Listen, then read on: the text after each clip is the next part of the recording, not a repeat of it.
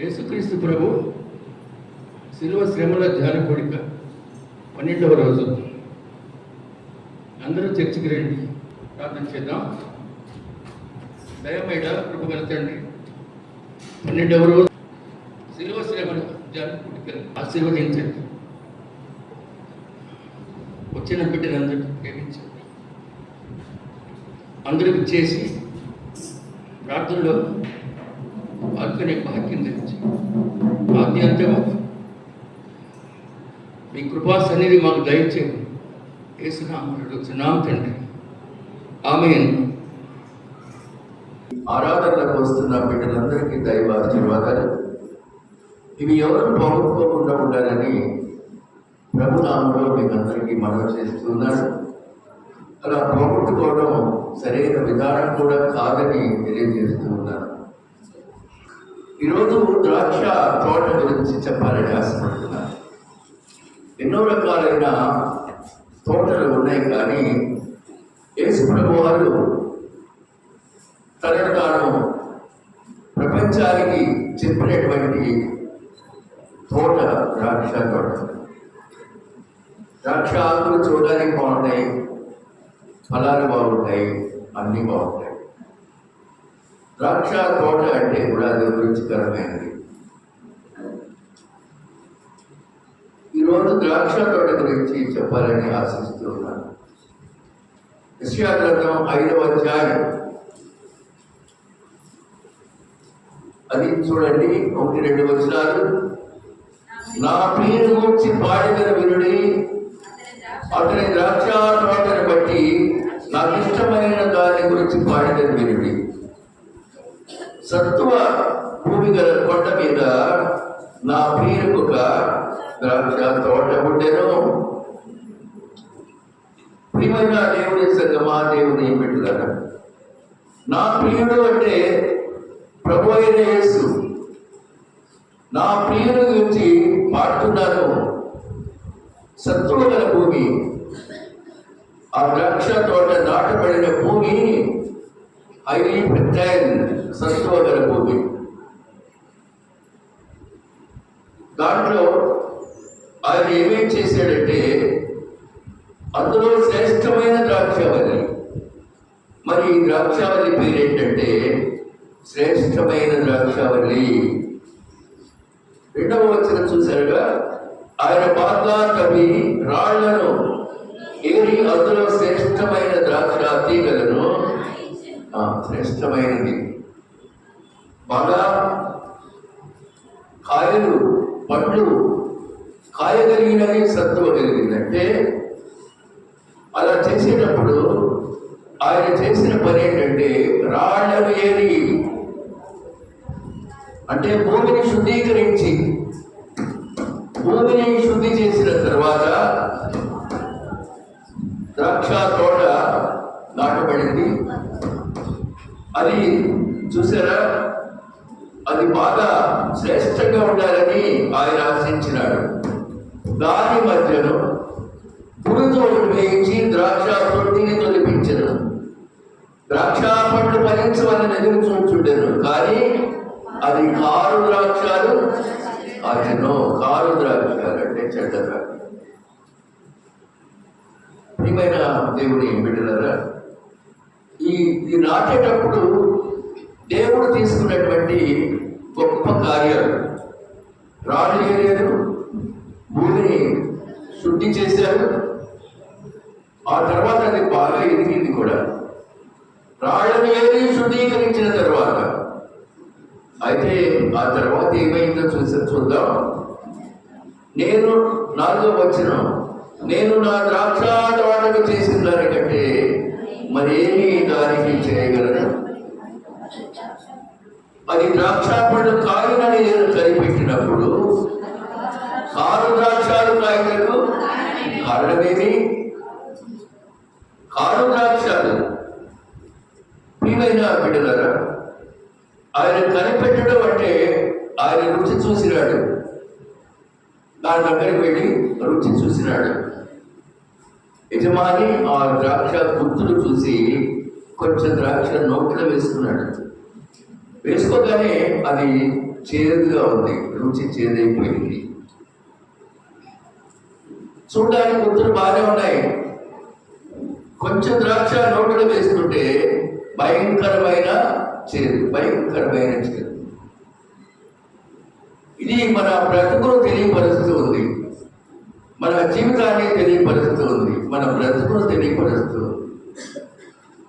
నీ జీవితంలో నీలో ఉన్న చేదు విరగడానికి ఎన్ని సంవత్సరాలు జీవించాలో అర్థం కాని విషయం. అన్నీ సవ్యంగా చేశాడు యజమాని. తోటలో ఉన్న ల్యాండ్ అంతా శుభ్రపరిచి రాళ్ళేది, అందులో చక్కగా ఎరువు కూడా వేసి అలా చేశారు. కానీ యజమాని చూసేటప్పటికి ఫలితం లేకపోయిందండి. ద్రాక్ష పండ్లు ఫలించాలేదో చూసినాడు. ప్రియమైన దేవుని బిడ్డలారా, ఇప్పుడు మనం ఈ ద్రాక్ష తోటని ఏమంటున్నాం అంటే శ్రేష్టమైన ద్రాక్ష తోట. కానీ అనుకున్నాడు ఆయన, తర్వాత ఒక పండు నోట్లో వేసుకుంటే అది ఎలా ఉంది? ఆరు ద్రాక్ష. ఈ ద్రాక్ష తోటని ఇంకొక పేరు పెట్టారండి. యెషయా గ్రంథం 27వ అధ్యాయం 2వ వచనం. యెషయా గ్రంథం 27వ అధ్యాయం 2వ వచనం. ఆ దినమున మనోహరమగు ద్రాక్షావనముటను. ద్రాక్షావనం యొక్క రెండవ పేరేంటి? మనోహరమైన. నోట్ చేసుకోండి, గుర్తుపెట్టుకోండి. మొదటి పేరు ఎవరు? శ్రేష్టమైన ద్రాక్ష. రెండోది ఆరు ద్రాక్ష, మనోహరమైన ద్రాక్ష. మనోహరము అంటే గ్లోరియస్, ఇంగ్లీష్లో గ్లోరియస్ అంటారు. అంటే శ్రేష్టమైన తోట, మనోహరమైన తోట.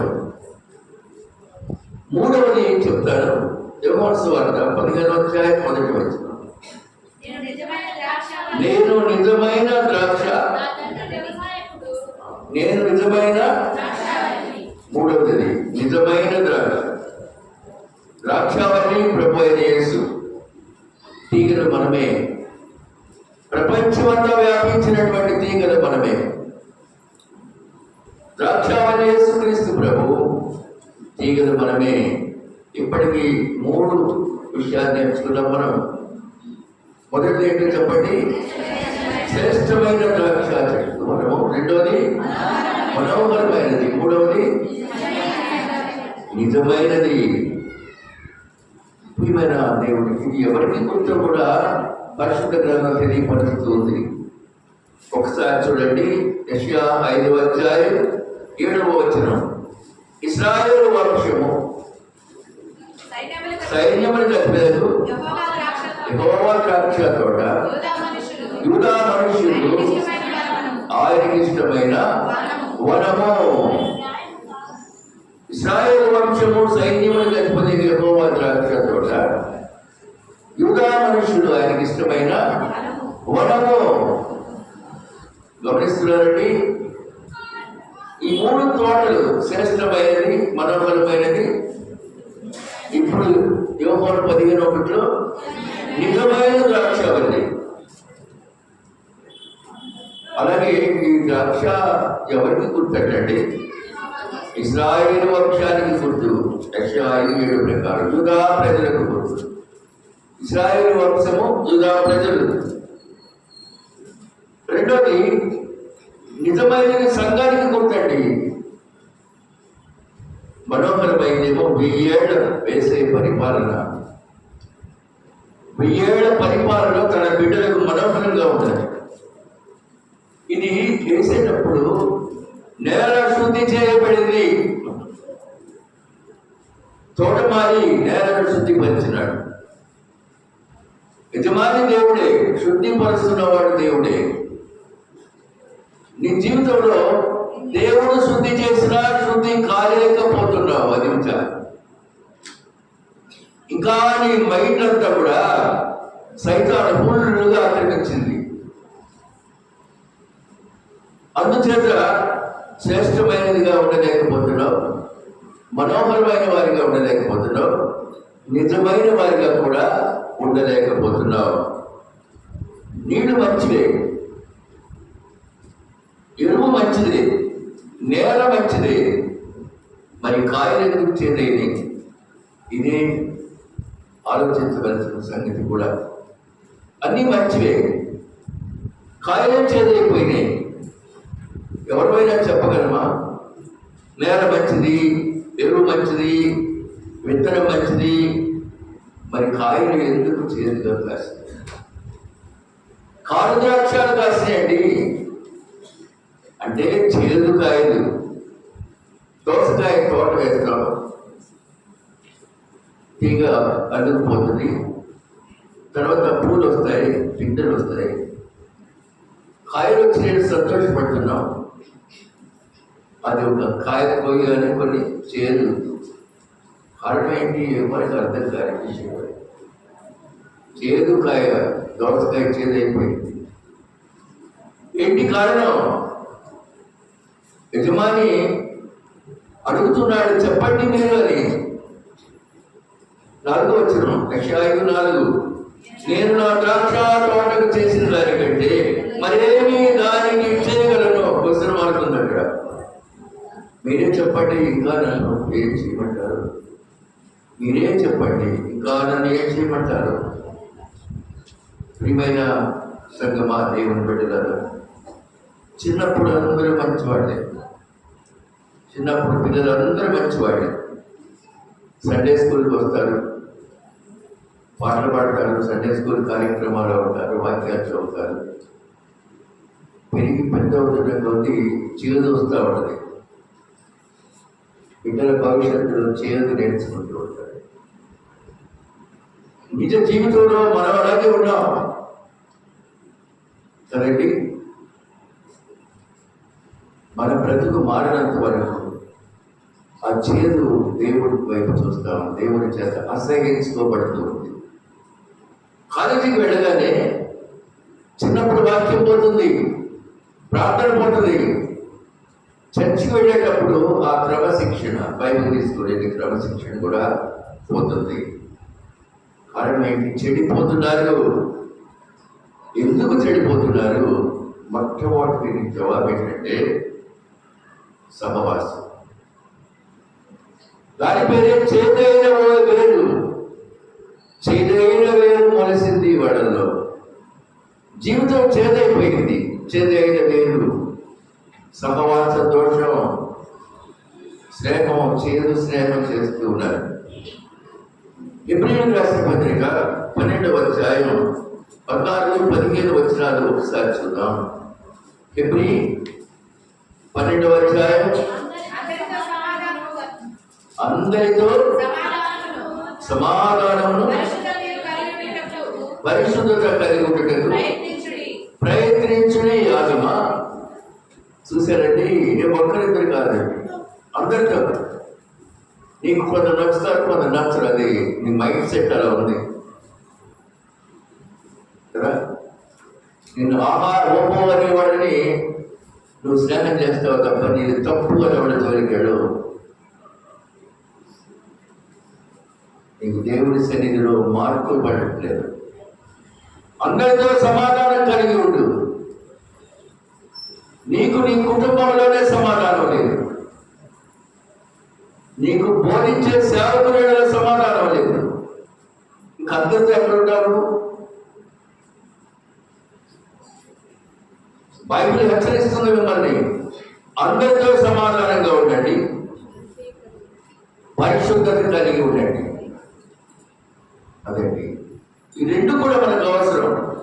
మీలో ఎవరైనా దేవుని కృపను పొందకుండా తప్పిపోనేమో అని చేదైన వేరు ఏదైనా మొలచి,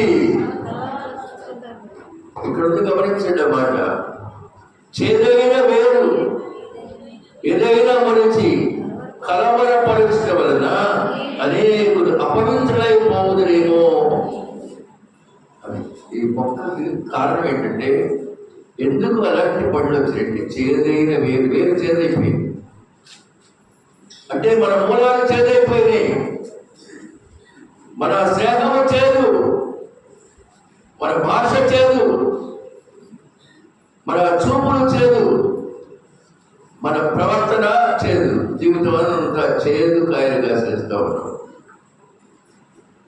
కనుక ఏం చేద్దాం? నీకు ఇవ్వబడిన సమయం మంచిది, నీకు వినపడుతున్న బైబిల్ వర్తమానం మంచిది, కానీ చేదుగా మారిపోతూ ఉన్నావు. పరిశుద్ధత లేదు, సమాధానం లేదు. సంసోను వెళ్ళకూడని చోటుకు వెళ్ళాడండి. బలాఢ్యుడైన సంసోను వెళ్ళకూడని చోటుకు వెళ్ళాడు. చూడకూడని కార్యాలు చూశాడు, జీవితం చేదైపోయింది. అంత బలాఢ్యుడైన సంసోను జీవితం చేదైపోయింది. ఆయనలో చేదైన వేరు మరిచింది.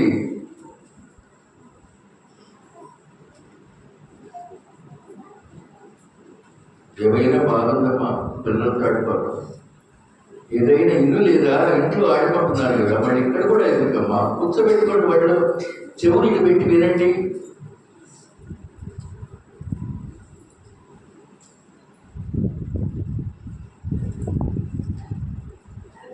సంసోను జీవితంలో మనోహర దంపతుల కొడుకు చిన్నప్పటి నుంచి బాగానే పెరిగాడు, బలాఢ్యుడు. చేదైన వేరు మరిచింది. మనుషుల బ్రతుకులో కూడా చేదైన వేరు మరుస్తూ ఉంది. చూడకూడని దృశ్యాలు, వినకూడని మాటలు, వీటి వలన చూడకూడని సిచ్యువేషన్, సందర్భాలు సంసోను పడిపోయినాడు. ప్రియమైన దేవుని సంగమా, ప్రసంగి గ్రంథం 7వ అధ్యాయం 29, ప్రసంగి 7వ అధ్యాయం 29 వచనం. అందరూ బైబిల్ చూడండి. ఇది ఒకటి మాత్రము నేను కనుగొంటిని, ఏమనగా దేవుడు నరులను యథార్థవంతులుగా పుట్టించరు, కానీ వారు వివిధములైన తంత్రములు కల్పించుకొని ఉన్నారు.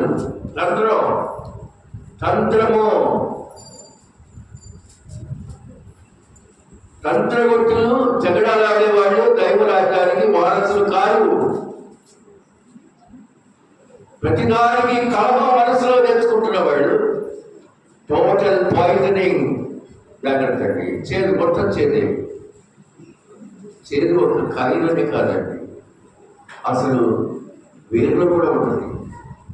వేరు చేదైతేనే కాయ చేదు అవుతుంది. వేరు చాలా రుచిగా ఉండి కాయ చేదు ఎప్పుడు అవ్వదు. కనుక ప్రియమైన సంగమా, దేవుని బిడ్డలారా, చేదైన వేరు మొలచి నేను కనుక్కున్నాను, అది యథార్థం. మనుషులు తంత్రాలు కల్పించుకుంటున్నారు, కుతంత్రాలు కల్పించుకుంటున్నారు. ఇక్కడ మొదటి వేరు ఇంతవరకు మనోహరమైన, శ్రేష్టమైన, నిజమైన ఈ 3 ద్రాక్ష తోటల గురించి చెప్పబడింది. వేరు ఇప్పుడు చేదు వేరు. 2వ వేరు చూద్దామండి. యెషయా గ్రంథం 5వ అధ్యాయం 24వ వచనం. యెషయా 5:24. సైన్యములకు అధిపతి యెహోవా యొక్క ధర్మశాస్త్రము నిర్లక్ష్య పెట్టుదురు, ఇశ్రాయేలు యొక్క పరిశుద్ధ దేవుని వాక్కును తృణీకరించుదురు. కాబట్టి అగ్ని ద్వారా పొయ్యకాలను కాల్చివేయినట్టు ఎండిన గడ్డి మంటలు భస్మమున్నట్టు వేరు కుడిపోయింది. చూసారండి, వేరు కుడిపోయింది, కుళ్ళిన వేరు. చేదు వేరు, చేదైన వేరు ఏదైనా మనిషేదో చదివాం దాకా. ఇప్పుడేమో కుళ్ళిన వేరు. ధర్మశాస్త్రాన్ని నిర్లక్ష్యం చేయటం వల్ల వేరు కుళ్ళిపోయింది. దేవుని వాక్యానికి అవిధేయత, ప్రార్థనకు అవిధేయత, దేవుని సన్నిధిలో నుండి వచ్చే హెచ్చరికలకు అవిధేయత, దాని పేరే ధర్మశాస్త్ర నిర్లక్ష్యం. నువ్వు ఏమనుకుంటున్నావు కానీ అనుక్షణము ధర్మశాస్త్రాన్ని నిర్లక్ష్యపరుస్తుంది. అది వాక్య నిర్లక్ష్యం. నీ జీవితాన్ని దేవుని సన్నిధి నుండి నీకు నువ్వే పాడు చేసుకుంటున్నావు. వేరు ఎలా ఉందమ్మా? చేదైన వేరు, కుళ్ళిపోయిన వేరు. ఇంకా చెట్టేవి మంచిగా కాస్త ఆలోచిస్తున్నాడు. కాండం కనిపిస్తూ ఉంటుంది. కాండం చెట్టు చూడగానే కింద కాండం, అది మనమే. కాండం చూస్తాం కానీ వేరు చూస్తారు ఎవరైనా? కాండాన్ని చూశారు, అడుగుని వేరెట్టుందో ఎప్పుడైనా మనం చూసామా? అవసరం లేదుగా. మామిడి చెట్టు, జాతి చెట్టు ఉంది, భూమిని తవ్వి దాని వేరు లోపల భూమిలో చూద్దాం అనిపిస్తుందా మనకి? లేదండి. కాబట్టి వేరు పైకి కనపడే, కాండము పైకి కనపడే జీవితం, వేరేమో అంతరంగ జీవితం. చెట్టు అంటే ఒక చెట్టేనా? వేరు ఉండాలి, కాండం ఉండాలి, కొమ్మలు ఉండాలి, ఆకులు ఉండాలి, పూలు ఉండాలి. బట్ చెట్టు కథ అంత పెద్దదే. మనకి మన జీవితాలలో మనం కాండం మాదిరిగా కనిపిస్తున్నాం కానీ మన లోపల ఉండే వేరు ఎవరికి కనపడలేదు. అది అంతరంగ స్వభావం. నీ అంతరంగ స్వభావం అనే చేదు వేరు, కుళ్ళిపోయిన వేరు. లోపల ఎక్కడున్నారండి? లోపల ఎట్లా ఉన్నారు? ఎబ్రీయులకు రాసిన పత్రిక 9వ అధ్యాయం 16వ వచనం కూడా చూడండి. ఎబ్రీ 9:16. మరణ శాసనం ఎక్కడ? మరణ శాసనం ఎక్కడ పుట్టునో? 9:16 చదవండి. మరణ శాసనం ఎక్కడ ఉండునో అక్కడ మరణ శాసనం రాసిన వారి మరణము ఆవశ్యకము. ఆ శాసనం రాసిన వాడు మరణము పొందితేనే అది చెల్లును. అది రాసిన వాడు జీవించుండగా అది ఎప్పుడైనా చెల్లునా? ఇందుచేత మొదటి నిబంధన కూడా రక్తము లేకుండా ప్రతిష్ఠించబడలేదు. అది యేసు రక్తములో శుద్ధీకరించబడకుండా ప్రతిష్ఠించబడలేకపోయినావు. కాబట్టి ప్రియమైన సంగమా, దేవుని బిడ్డల 749వ పేజీలో హోషేయ గ్రంథం ఉంది, చూసాం. 749 హోషేయ గ్రంథం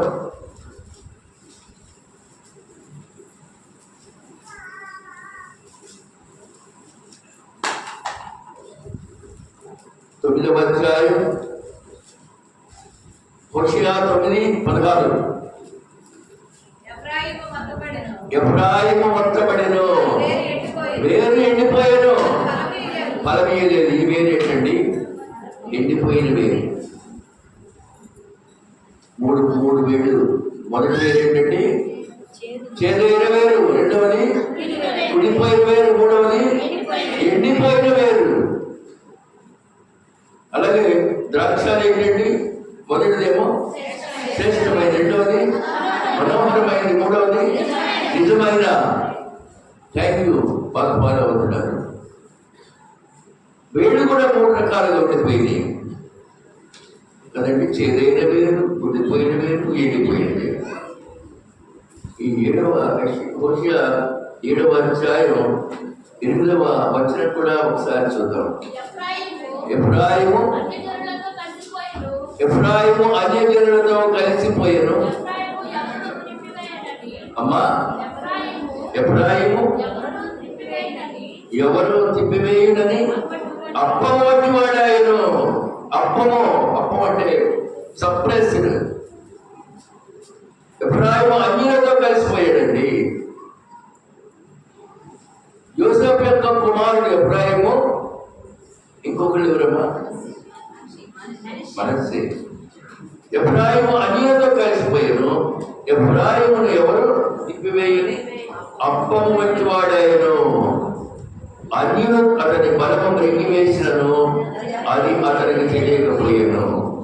అన్యులు బలాన్ని మింగివేసినాడు. అన్ని జనుల్లో మానవుల పరిస్థితి ఏంటి? అన్యులతో సహవాసం. ధర్మశాస్త్రానికి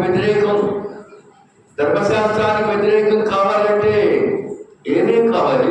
ఒకటి ద్వేషం కావాలి, 2 అసూయ కావాలి,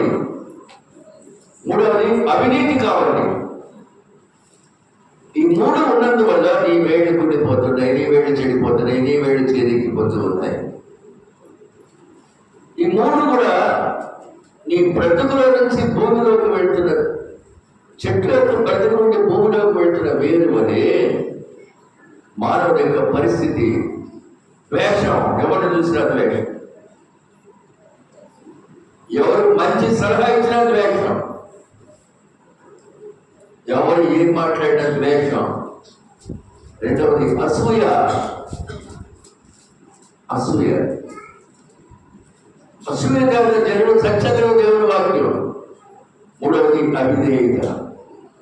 ఈ మూడు పోకుండా నీవు దేవుని మహిమ రాజ్యాన్ని చూడలేవు. ఇంపాసిబుల్. కాబట్టి ప్రియమైన దేవుని బిడ్డలారా, ఈ మూడు రకాలలో మొట్టమొదటి శ్రేష్టమైనది, రెండవది మనోహరమైనది, మూడవది నిజమైనది. మన జీవితాల్లో ఈ వేళ్ళేమో మొదటి వేరు చేదేది, రెండో వేరు, మూడో వేరు ఎండిపోయిన వేరు, నాలుగో వేరు కూడా చెప్తానండి. మత్తయి సువార్త 13వ అధ్యాయం, మత్తయి సువార్త 13వ అధ్యాయం.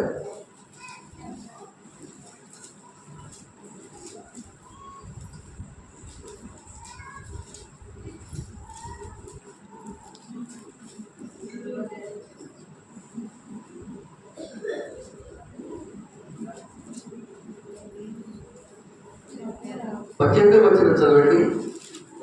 విత్తువానికి వచ్చిన ఉపమాన భావం వినండి.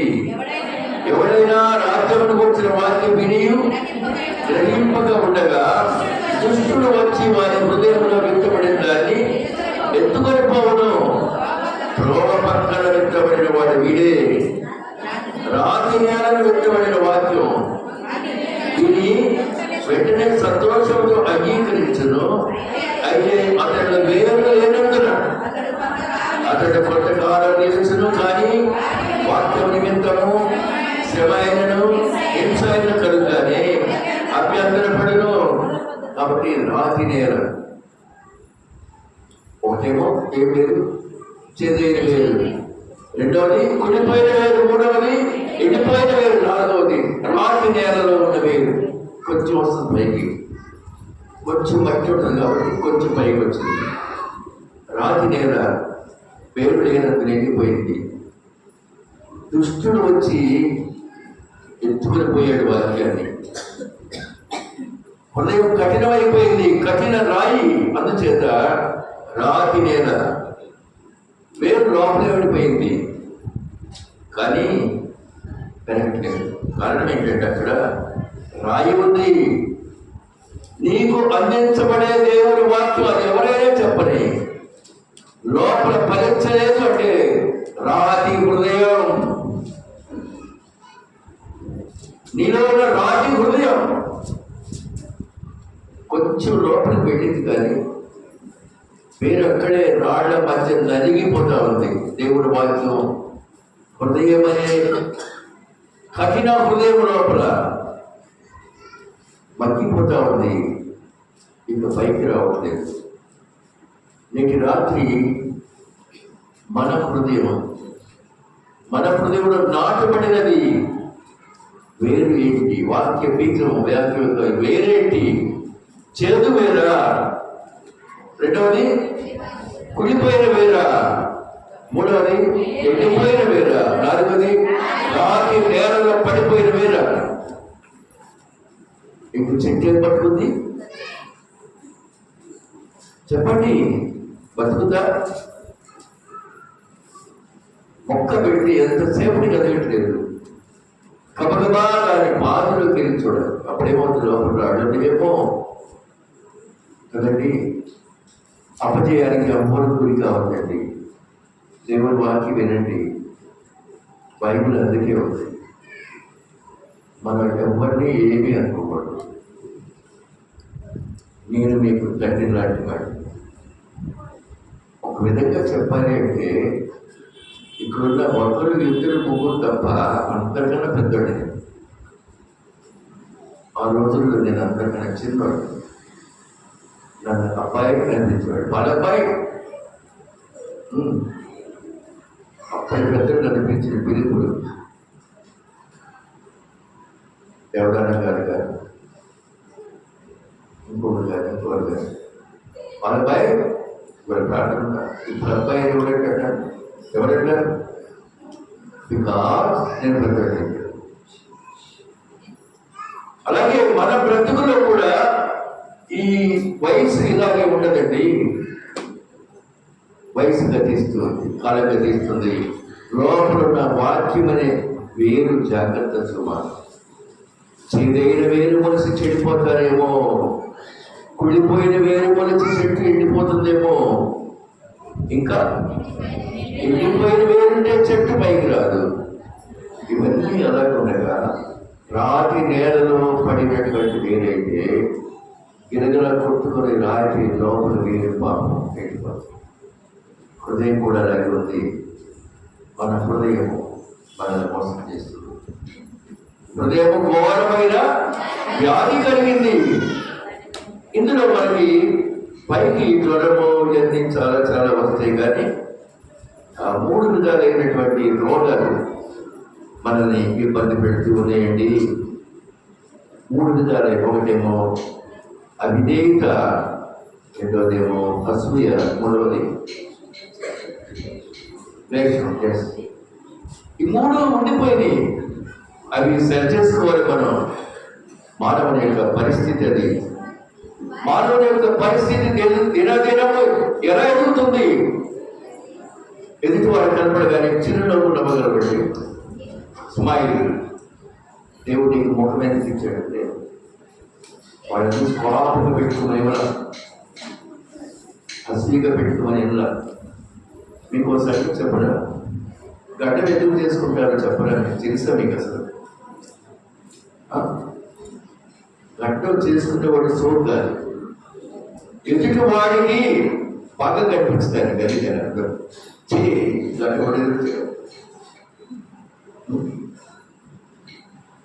ఆ గడ్డంలో ముఖంలో ఫీలింగ్స్ కనపడ కప్పేసిందిగా మొత్తం. అందుకని గడ్డం చేసుకునేది. మనం గడ్డం చేసుకునేవాడు సోప్ కోసం కాదు, అది ఎదుటి వాడి కొరకు. అదండి ఫుల్గా గడ్డం పెంచుకున్న తర్వాత మనం చాలా అందగాడని పెట్టని పుచ్చుకోలేము.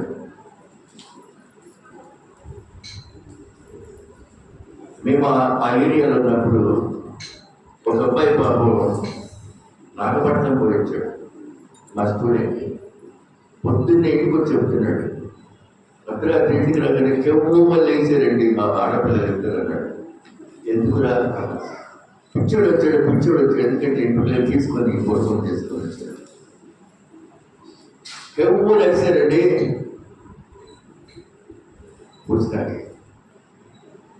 అసలు బ్లాక్ మనిషి, అది కూడా లేదు. ఇక వాళ్ళమ్మరంట మనసు మీద వేసి వాటేసుకున్నారు. పిచ్చోడు వచ్చాడు. అదండి తండ్రి తల్లి బిడ్డల కన్నగా కనిపించాలి.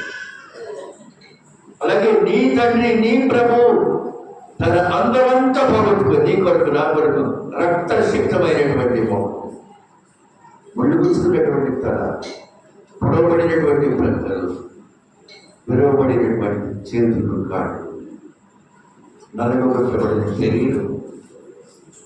ఇంకా మనం ఇలాంటి చేదైన వేరుగా, కుళ్ళిపోయిన వేరుగా, ఎండిపోయిన వేరుగా, రాతి నేలలో పడిన వేరుగా ఉండిపోదామా?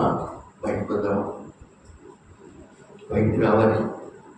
ఈ పరిచర్యలో అంతర్భాగం ఏంటంటే వాక్యం చెప్పేది మాల్యజని కాపురాలు దేవుడిస్తే తప్ప ఎవరు మాట్లాడు.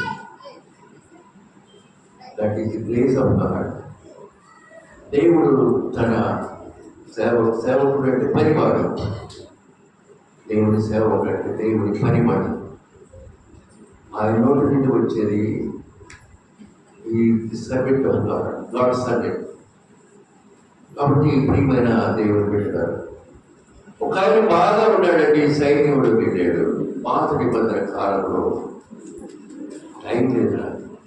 ఆ కాలం అప్పుడప్పుడు చెప్తుంటాం పాత నిబంధన. ఈసారి ఎప్పుడన్నా ఆ కాలం గురించి వివరంగా చెప్తాను, కానీ ఆకారం అనే వాటిలో యుద్ధం చేశాడే కానీ చేదైన వేరు మొలిచింది.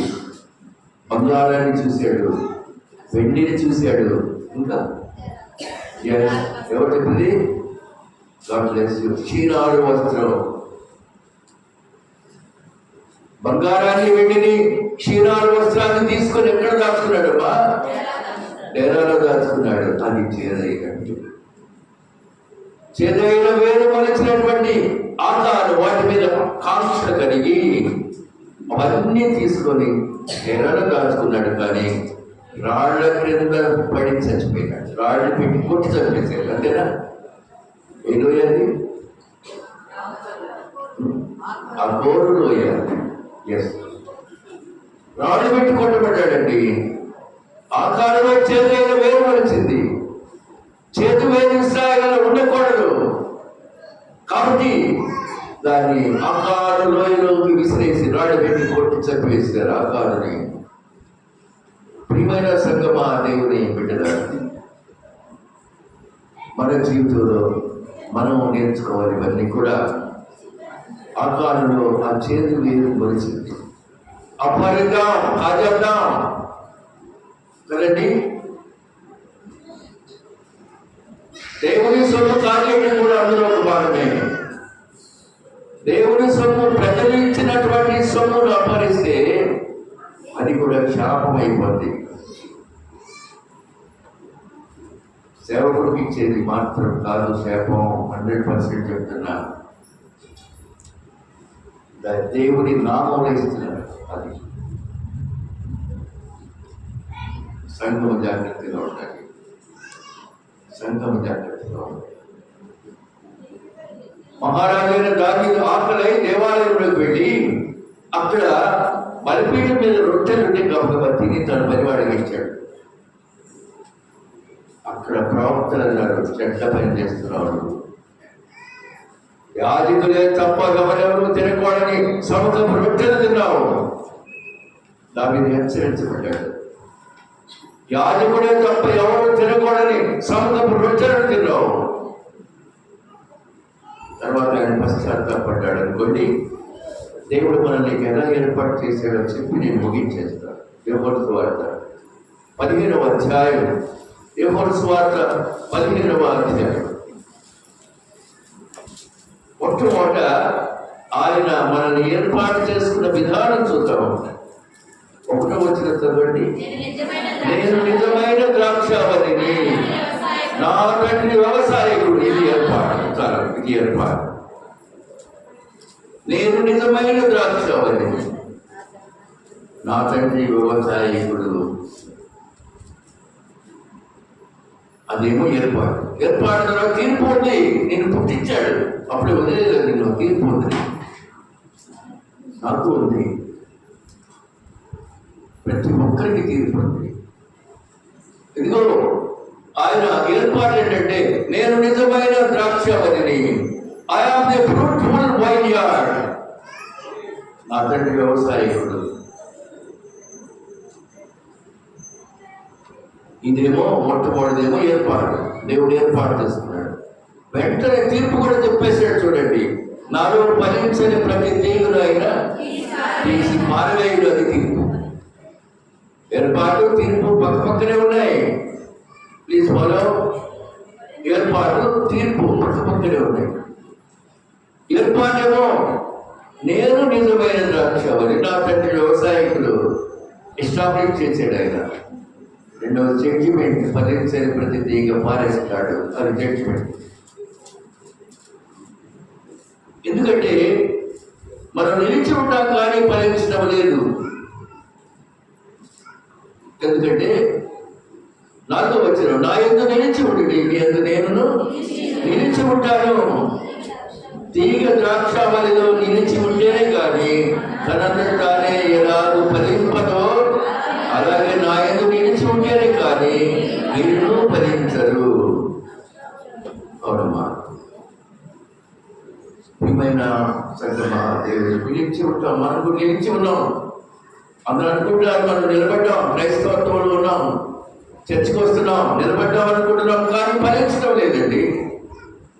ఇప్పుడు ఆలోచనలో పడాలి మనం. మేము నిలిచి ఉన్నాం, దేవుని సంఘంలో నిలిచి ఉన్నాం, కానీ ఫలితం లేకుండా పోయిందండి. నిలిచి ఉన్నామని అందరూ చెప్పుకుంటున్నారు, ఫలితం కొరకు యజమాని చూస్తున్నాడు. ఈ ఫలితము ఆయనకు చేదు ద్రాక్ష కనిపించింది. ఎంత గొప్ప సందేశం తెలిసిన ఆయన ద్రాక్షవల్లితో పోల్చుకోవడం. పారవేస్తారటండి, పారవేయకుండా ఉండాలి అంటే ఆయన నిలిచి ఉండాలి. నా ఎందుకు నిలిచి ఉండండి, మీ ఎందుకు నేను కూడా. If you turn unto me, I will turn unto you. If you obey me, I shall listen to you. మీరు నన్ను లోపడి ఉంటే మీ మాట వింటారు అని అక్కడ శ్రేష్టంగా రాయబడి ఉంది. అలాగే ద్రాక్షావళిని నేను, తీగలు నేను. ఎవడు నా యందు నిలిచి ఉండను, నేను ఎవరి యందు నిలిచి ఉండను, వాడు బహుగా ఫలిస్తాడండి. ఆయన బహుగా ఫలించినందువల్ల ఏమవుతుందో తెలుసండి, నా తండ్రికి మహిమ. నా తండ్రికి మహిమ. ప్రియమైన బిడ్డలారా, ఒకవేళ మనం ఫలిస్తే 8వ వచనం, మీరు బహుగా ఫలించడం వలన నా తండ్రి మహిమపరచబడును. మీరు ఎంత ఎక్కువ ఫలిస్తే అంత ఎక్కువగా నా తండ్రి మహిమపరచబడతాడు. చూసారండి, 7వ వచనం వాగ్దానం, నా యందు మీరును, మీ యందు నా మాటలను నిలిచి ఉండిన యెడల మీకేది ఇష్టమో అడగండి, అది మీకు అనుగ్రహించబడిన వాగ్దానం. ఈ అధ్యాయంలో 3 విషయాలు ఉన్నాయండి. ఒకటేమో ఏర్పాటు, రెండవది తీర్పు, మూడవది వాగ్దానం. ఎంత గొప్ప వాగ్దానం అండి అది. నా యందు మీరును, 7వ వచనం, మీ యందు నా మాటలు నిలిచి ఉండిన యెడల మీకు ఏది ఇష్టమో అడుగుడి, అది మీకు అనుగ్రహించబడును. గ్రాంట్ చేస్తున్నాడు ఆయన. అది వాగ్దానం. ప్రియమైన, అప్పుడు ఆ వాగ్దానం తర్వాత మీకు ఏది ఇష్టమో అడగండి. 7వ వచనం 3వ లైన్ చూడండి, ఎంత మంచిగా ఉందో. మీకు ఏది ఇష్టమో అడుగుడి, అది మీకు అనుగ్రహించబడును.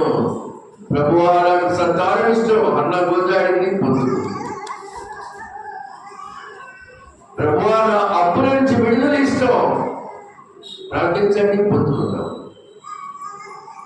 బలహీనత నుంచి స్వస్థత అవసరం, ప్రార్థించండి పొందుకుంటాం.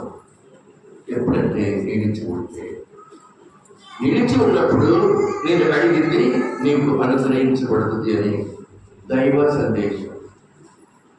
కనుక ఏర్పాటు, తీర్పు, వాగ్దానం, 3 ద్రాక్షలు ఏంటి? శ్రేష్టమైన, ఇంకా మనోహరమైన, నిజమైన. ఓకే, 3 వేళ్ళు ఏంటమ్మా? చేదైన వేరు, కుడిన వేరు, ఎండిన వేరు, రాతి నేలలో పడిన వేరు. చాలా హ్యాపీ, బాగా వింటున్నారు మీరు. అలాగే ఇప్పుడు 15వ అధ్యాయంలో చెప్పబడిన మొట్టమొదటి వచ్చిన ఏంటి? ఏర్పాటు. ఏర్పాటు వెంటనే ఏముందండి? తీర్పు ఉంది.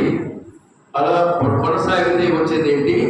వాగ్దానం. ఏర్పాటు, తీర్పు, వాగ్దానం. నోట్ చేసుకుంటున్నారండి. దేవుడిలో నిలిచి ఉండండి, బహుగా ఫలితం. దేవదేవుని సన్నిధిలో నిలిచి ఉండి, ప్రార్థనలో నిలిచి ఉండి ఫలితం, అట్టి ఫలింపు భాగ్యము పరిశుద్ధాత్మ దేవుడు మనకెల్లరకు అనుగ్రహించుడు గాక. ఆమేన్. తెలవచ్చండి. కృపామయుడ, దయమయుడ, పరిశుద్ధ తండ్రి, మీ నామానికి స్తోత్రాలయ్య. ప్రభువా, మీ వాక్యం అందు నిలిచి మాలో ఉన్నటువంటి వేరు మంచి వేరు, మంచి ఫలితం ఇచ్చి దేవుడి మహిమపరచువారిగా వచ్చాడు. దేవుడిలో నిలిచి ఉండి ఫలించి, బహుగా ఫలించి ఆయన అపారమైన దీవెనలకు మీ బిడ్డలను పాత్రులుగా చేయడం. రాత్రి ఈ యొక్క శ్రమల ధ్యాన కూడికలో పాల్గొన్న ప్రతి బిడ్డను ఆకర్షించి, ఆశీర్వదించి వాళ్ళందరికీ సంతృప్తిని ప్రసాదించి పొందమని యేసుక్రీస్తు పరిశుద్ధ నామములో అడుగుచూ వేడుకున్నాం తండ్రి. ఆమేన్. మన రక్షకుడును పరమ తండ్రి యేసయ్య కృప, ఆయన అపారమైన దీవెన, పరలోకం నుండి ఆయన కృప ప్రోక్షణ ఇక్కడున్న మనకు ఇప్పుడు వెళ్ళినప్పుడు సదాకాలం తోడేయుడు కాక. ఆమేన్. అందరికీ ఉన్నారు.